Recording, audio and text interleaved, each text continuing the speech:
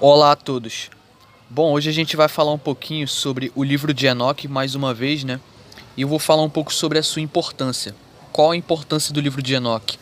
Pois bem, eu já fiz um vídeo aqui falando sobre o livro de Enoque. Ano passado eu fiz esse vídeo, é um vídeo bastante acessado.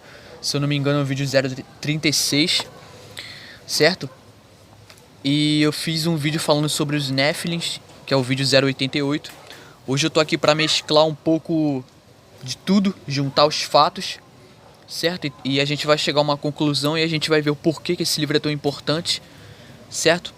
Apesar de muitas pessoas desconsiderarem sua importância, né, por não fazer parte do no cânon bíblico, muitas pessoas não gostam desse livro, acham polêmico, acham até que não é inspirado, certo? Mas a gente vai ver, vai analisar com esse vídeo que esse livro é bastante importante sim, certo? Pois bem. Bom, aqui está um material da página History Channel, acho que muitas pessoas aqui conhecem. A History Channel ela não é de tratar muito sobre assuntos ligados à teologia ou assuntos bíblicos ou assuntos religiosos em si. Ela trata mais de assuntos históricos, mas esse conteúdo aqui está bem bacana, eu vou deixar na descrição do vídeo. Ele fala assim, o livro de Enoque, o misterioso texto que ficou de fora da Bíblia, porque esse texto ele é citado na Bíblia, certo?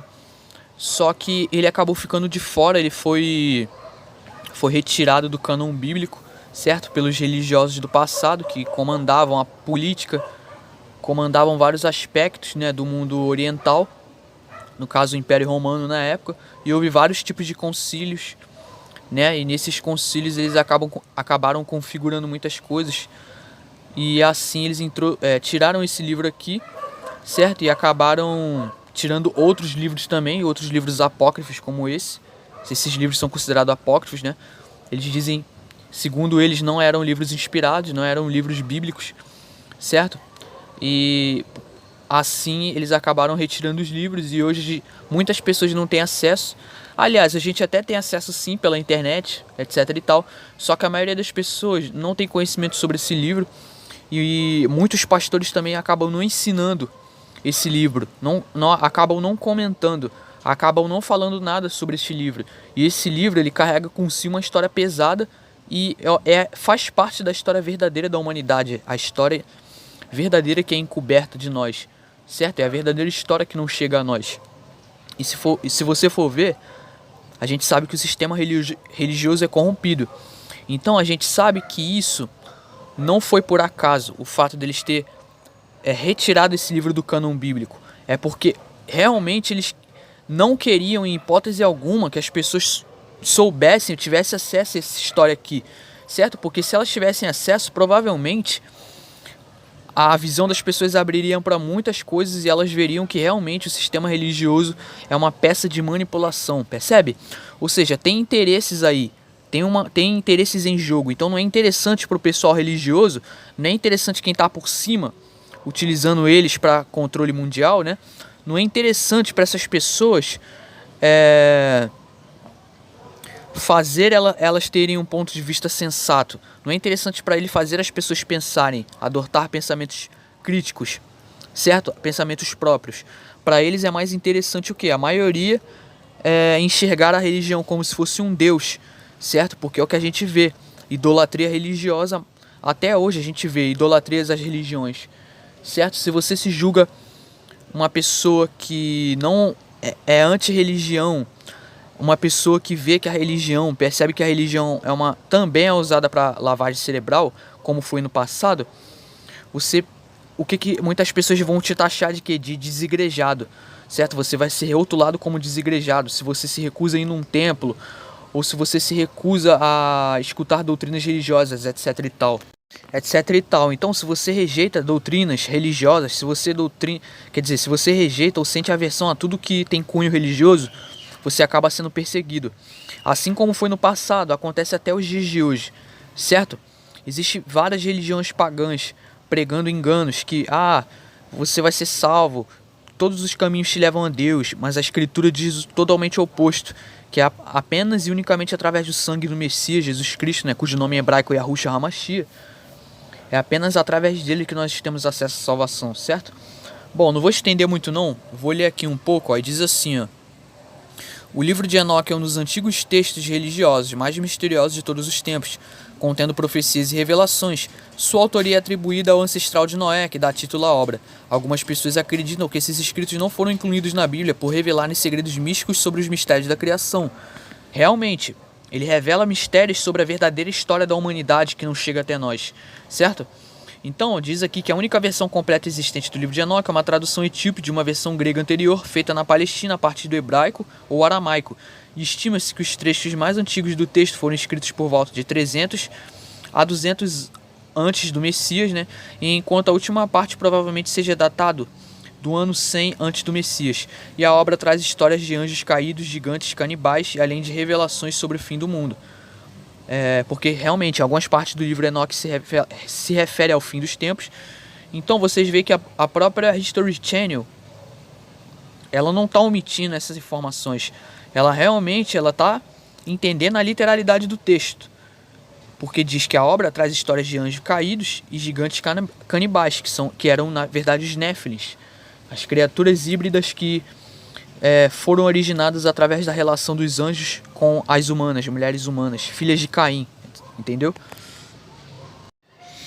Bom, então aqui diz que Enoque aparece no livro de Gênesis como o sétimo patriarca, durante o período helenístico do judaísmo, né? Que foi no século 3 antes do Messias ao século 3 depois dele, depois do Messias. E ele foi o tema de diversos textos apócrifos, vários fragmentos aramaicos encontrados nos manuscritos do Mar Morto, né? E são prova de que o livro de Enoque era conhecido por judeus e pelos primeiros cristãos, né? Os do primeiro século. Os autores do Novo Testamento, inclusive, estavam familiarizados com a parte do conteúdo da história. Ou seja, Enoque, ele é relatado na Bíblia, certo? E as poucas vezes que fala de Enoque, fala que o Criador gostava dele. Então, de alguma forma, ele era muito especial para o Criador dos céus e da terra, né? E você vê que não fala mais do que isso, certo? É meio que um mistério. E a própria Bíblia embasa o livro de Enoque, como no Gênesis 6, como eu vou mostrar já já. Então, o que acontece aqui? Aqui diz também que a primeira parte do livro de Enoque descreve, né, a queda dos vigilantes, né, que são os anjos caídos que geraram o quê? Os híbridos humanos angelicais chamados quem? Néfilins. Ou seja, muitos pastores, eles pegam Gênesis 6, certo? E eles desconsideram a interpretação correta. A interpretação do Gênesis 6 correta são, na verdade, os Néfilins. Na Bíblia está deixando bem claro que são gigantes, certo? Porque está dizendo que os filhos de Deus viram as filhas dos homens e se enamoraram delas. Daí eles pegam isso para dizer, para justificar o ponto de vista deles, dogmático, né? Totalmente errôneo, de que os filhos de Deus que se coabitaram com as mulheres eram humanos. Ou seja, eram filhos de Deus humanos, eram os filhos de Adão, mas não é, entendeu? Não é, galera, são os filhos de Adão. Porque pensa só, tem lógica, como que um ser humano vai cruzar com uma ser humana, um homem vai cruzar com uma mulher e vai gerar um Néfilim, vai gerar um híbrido? Faz sentido? Um homem cruzar com uma mulher e gerar um híbrido? Então, galera, pelo amor de Deus, vamos cair na real, né? Vamos tomar vergonha na cara, né? Tem muitos pastores que omitem a verdade, certo? Muitos pastores omitem a verdade do seu próprio povo, do seu próprio rebanho. Então, isso é vergonhoso e é uma atitude covarde, certo? Desonesta. Por quê? Porque o sistema religioso, dá pra ver que eles têm um interesse sim em ocultar a verdade. Porque esse livro, ele abriria os olhos das pessoas, certo? As pessoas veriam que realmente a religião, ela tem compromisso com os interesses pessoais dela e não com a verdade em si, percebe? Então, se foi gerado Néfilim no cruzamento das humanas com esses tais filhos de Deus, então esses filhos de Deus realmente não eram humanos, eram criaturas metafísicas, criaturas que estão além da compreensão humana, e realmente eram os anjos, em inglês eram os Watchers, que são os vigilantes, né? São os anjos sentinelas, os cerca de 200 anjos que fizeram mútuos juramentos no Monte Hermon. Vieram para a Terra e ensinaram sortilégios, magia negra, movimento dos astros, sol e lua para os homens e muito conhecimento oculto, certo? Muito bacana. Me refiro assim à história, né, do livro, o conhecimento, porque nos revela uma verdade surpreendente que realmente foi nos ocultada através do sistema religioso e através, né, dos sistemas operacionais do mundo. Então, aqui diz que o restante do livro descreve as visitas de Enoque ao céu na forma de viagens, visões e sonhos, e além de suas revelações apocalípticas, certo? E a maioria dos estudiosos, acredita que as primeiras 5 sessões eram originalmente obras independentes que foram compiladas mais tarde, né? Na visão dos caras. Bom, a primeira parte fala sobre a queda dos anjos que se rebelaram antes do dilúvio, né? Aí descreve as viagens celestiais de Enoque, nas quais segredos divinos foram revelados a ele, né? O Criador revelou a ele. Então, a segunda parte contém 3 sermões sobre o Apocalipse, além de citar a vinda do Messias. Então, há muito tempo atrás, antes do Messias vir à Terra, já falava da vinda dele e já falava dos eleitos. A terceira sessão trata de mistérios astronômicos, mostrados a Enoque pelo anjo Uriel, né? Os mesmos conhecimentos foram revelados por anjos caídos aos humanos, né? Os astrólogos, quer dizer, astrologia, astronomia, conhecimentos ocultos. O quarto tratado contém 2 visões de Enoque sobre a origem do mundo e o dilúvio, já o quinto traz advertências morais à família de Enoque. Então, inicialmente o livro era aceito na igreja cristã, mas posteriormente foi excluído do canone bíblico, ou seja, até o século IV ainda se ensinavam esse livro para as pessoas, ainda era falado desses livros. Até o século IV o povo ainda tinha conhecimento, mas a partir daí, depois disso, ou seja, o livro de Enoque ele era aceito na igreja cristã, certo? Mas ele foi excluído após o sistema religioso tomar controle de tudo mesmo. Então a sobrevivência desse livro se deve ao fascínio de grupos cristãos marginais e heréticos, né? Como maniqueus, que cultuavam uma mistura sincrética de elementos iranianos, gregos, caldeus e egípcios.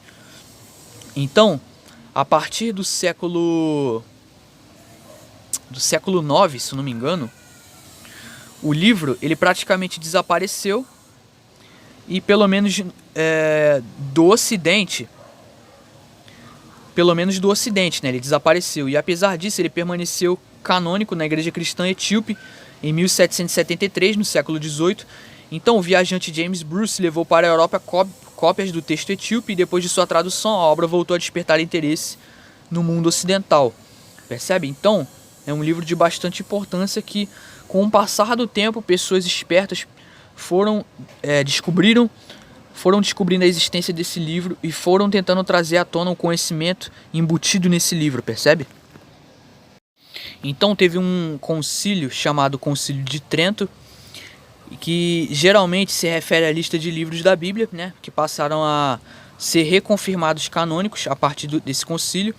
E como já tinham sido em concílios desde o século IV, os 73 livros ele foi formalizado por um decreto, certo?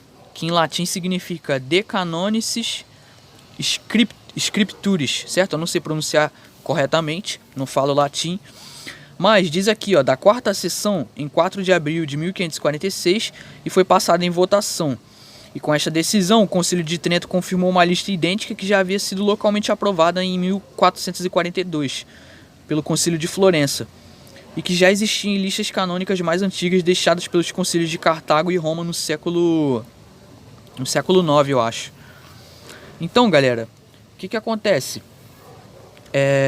Houve esse Concílio de Trento, onde eles foram lá, pegaram as Bíblias e decidiram, ó, isso aqui é inspirado, isso aqui não, isso aqui é inspirado, isso aqui não. O que na visão deles não eram inspirados, eles retiravam. E eles formularam o cânon bíblico, que hoje a gente conhece como Bíblia Sagrada, que foi uma compilação de 66 livros, né, que na visão deles é inspirado. Então temos até hoje esse cânon bíblico. E o livro de Enoque, entre outros livros, no meu ponto de vista, vamos dizer assim, apócrifos, né, entre aspas, na visão deles, alguns desses livros eram para estar fazendo parte da nossa Bíblia hoje. Então, vocês já pararam para pensar numa coisa? Como tem algo errado aí no meio, tem maldade? Porque pensa só, quem seleciona, quem decide ou não quem é inspirado?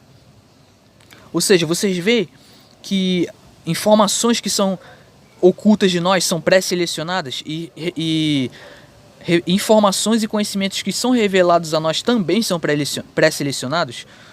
Porque é aquilo, é uma pergunta. Qual critério foi postulado, qual critério foi feito para se decidir qual livro era ou não era inspirado? É uma pergunta que a gente deve fazer, percebe? Pois bem, então se a gente pegar Gênesis, capítulo 6, versículos 2 e versículo 4, vai dizer assim, ó. Vai dizer esse mesmo contexto. Os filhos do Criador, né, viram, né, o Criador Iá, eles viram que as filhas dos homens eram atraentes e escolheram para si aquelas que lhes agradaram os olhos. Então o que a gente pode perceber aqui? Muitos pastores, eles pegam esse versículo aqui e interpretam de forma errada. Eles dizem que esses filhos de Deus, né, os filhos do Criador, eram os filhos de Adão e viram que as filhas dos homens, né, as filhas de Caim, eram atraentes. Só que não. Se você pensar, no versículo 4 vai dizer o seguinte, ó. O versículo 4 refuta esse pensamento, porque o versículo 4 diz o seguinte: ora, naquela época, e também algum tempo depois, havia néfilins na terra, quando os filhos do Criador possuíram as filhas dos homens e elas lhes deram filhos. Esses gigantes foram quem? Os heróis do passado, dos tempos antigos, né? Homens rudes e famosos. Ou seja, o que a gente pode tirar aqui de conclusão? O versículo 4 refuta esse pensamento dos pastores, certo? Eles não ensinam essa parte aqui corretamente, porque para eles não é interessante. Porque isso aqui vai desviar as pessoas do sistema religioso deles. Isso aqui desperta as pessoas. Ou seja, aqui está dizendo que naquela época havia os Néfilins na Terra. Os Néfilins são os gigantes, certo? É a raça híbrida que foi originada através da relação entre os anjos e as mulheres. Então pensa só, se fossem filhos humanos, Adão, os filhos de Adão com as filhas de Caim, pensa só, da onde que um ser humano se juntando com um ser humano vai nascer um híbrido? Não faz sentido. Ou seja, o que aconteceu ali naquele momento, quem cruzou com as mulheres humanas não foram homens, foram anjos, realmente foram criaturas celestes, criaturas que estão além da compreensão humana, que eram os Watchers, em inglês, né, observadores, os anjos que ficaram encarregados de reportar ao Criador tudo o que acontecia aqui na Terra, porque eles eram os vigilantes, então eles foram encarregados disso, e eles acabaram se inflamando. No meu ponto de vista, eles foram enganados pelo adversário, tá? Satã enganou eles, no meu ponto de vista, eles chegarem a fazer isso. Então eles não corromperam só a raça humana geneticamente, mas eles corromperam também os animais geneticamente, certo? Eles corromperam também, acho que árvores, até a biosfera foi contaminada por eles, porque se vocês forem pesquisar, existem até hoje fragmentos, tá, na Terra de árvores gigantes que existiam no passado, ou seja, a atmosfera era diferente, a Terra era diferente, a magnetosfera da Terra era muito maior, se produzia muito mais oxigênio, então assim facilitava com que o ser humano também atingisse, né, de uma certa forma uma estatura maior, e assim possibilitando com que o ser humano vivesse mais tempo, certo? Só que isso foi na era pré-diluviana, então toda essa podridão que os anjos caídos geraram aqui na Terra, toda essa podridão revelando segredos dos céus ocultos, né? Isso deixou o Criador enfurecido. Então, com toda essa podridão, eles acabaram resultando no quê? Trazendo o fim do mundo antigo, com o Criador, né? Quando o Criador acendeu sua ira e mandou o dilúvio e destruiu todos esses Néfilins, certo? O corpo deles físico foi destruído, mas os espíritos deles vagam aqui até hoje, porque foram espíritos feitos na Terra, então espíritos feitos na Terra ficam na Terra. E alguns escaparam depois também, só que isso aí não é o foco desse vídeo, certo? Isso aí é um outro assunto. Mas a gente tem que entender que existiram Néfilins na Terra. Se vocês forem pesquisar no hebraico, tá certo esse versículo, certo? Então, aqui está um exemplo da cultura. Filmes que mostram gigantes. Jack, o caçador de gigantes. Ó, bom gigante amigo. Ou seja, vocês veem que na nossa cultura sempre há um interesse dessa elite oculta. Sempre há um interesse dos ocultistas em introduzir isso aqui na nossa cultura. Ó, IQ Giants, ou seja, eu mato gigantes. Aí que tá dizendo, ó, bom gigante amigo, né? Ou seja, esses filmes condicionando as pessoas a acharem que gigantes são seres bonzinhos, certo? Tudo isso aqui é com propósito de programação neurolinguística. E vem a pergunta, será que eles fazem isso aqui para condicionar as pessoas para um futuro acontecimento como esse? Para uma futura volta de gigantes? Bom, uma pergunta, um questionamento, será? Então, é algo que você deve pensar.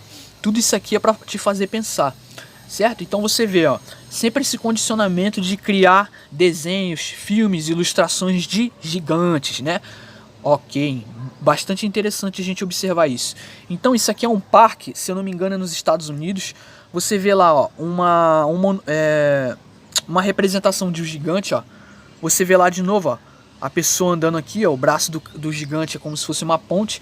Então você vê que sempre há essas esculturas, né? Olha lá, ó, essas representações de gigantes, ó. Então vem a pergunta, por que tanto interesse em difundir isso aqui para as pessoas, ó? Essas coisas de gigantes. Será que é uma coisa, não, é uma coisa aleatória, é uma coisa assim pra enfeitar, ou será que existe um interesse, um condicionamento por trás disso? Será que existem pessoas que sabem da verdadeira história e criam essas coisas aqui para dar indicação da verdadeira história?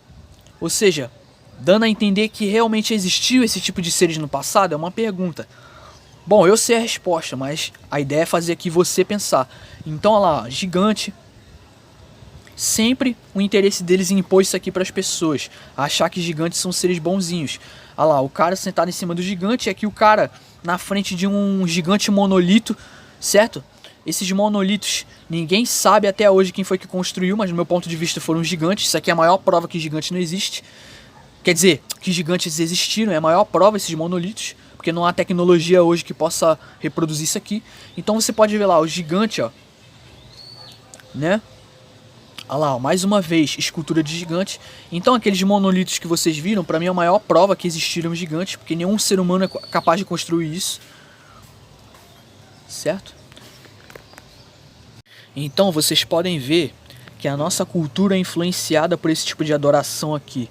Tudo isso aqui remete a um tipo de adoração, certo? E ninguém percebe. Até nós estamos envolvidos com essas adorações, certo? E a gente não percebe.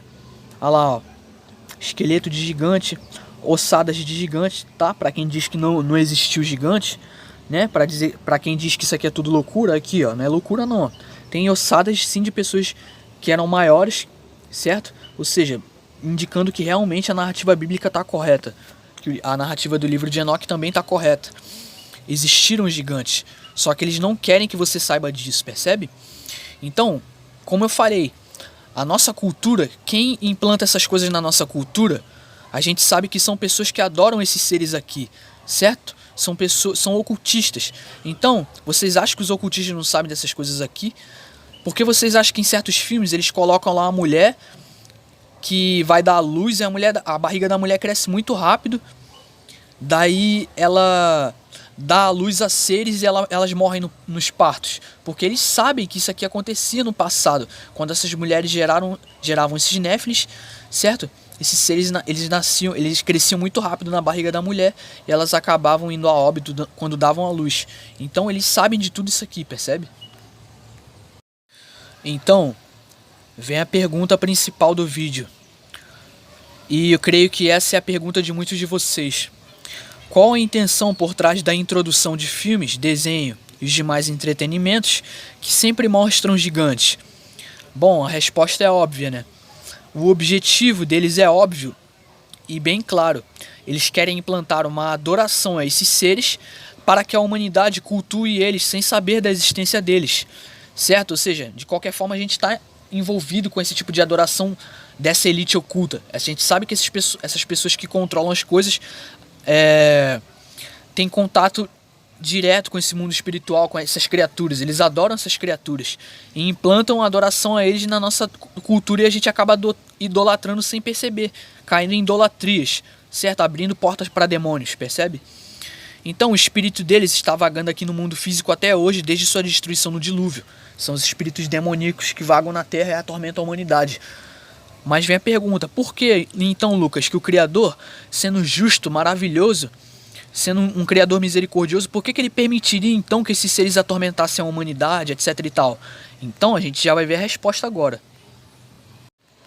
Aí muitos vão dizer assim, Lucas, mas por que um Deus tão bom, tão misericordioso, né, onipotente, onipresente e onisciente, por que ele permitiria que essas criaturas atormentassem a humanidade? Por que ele permite que essas criaturas façam mal para os seres humanos? Vamos ver a resposta aqui, ó. Romanos capítulo 1, versículos 25, 28, 29 e 30. Então, vamos ver a resposta. Ó. Porquanto trocaram a verdade do Criador dos céus e da terra, Yahweh Tsevaot, pela mentira, e adoraram objetos e seres criados em lugar do Criador, que é bendito para sempre. Amém. Ou seja, a resposta é óbvia. Trocaram a verdade do Altíssimo em mentira. E adoraram mais a objetos, adoraram mais a imagens, adoraram mais a deuses pagãos do que ao próprio Altíssimo, certo? Que é digno de toda a glória. Então, além do mais, considerando que desprezaram o conhecimento de Iá, o Todo-Poderoso, ele mesmo os integrou, quer dizer, os entregou nos ardis de suas próprias mentes depravadas, que os conduz a praticar tudo o que é reprovável.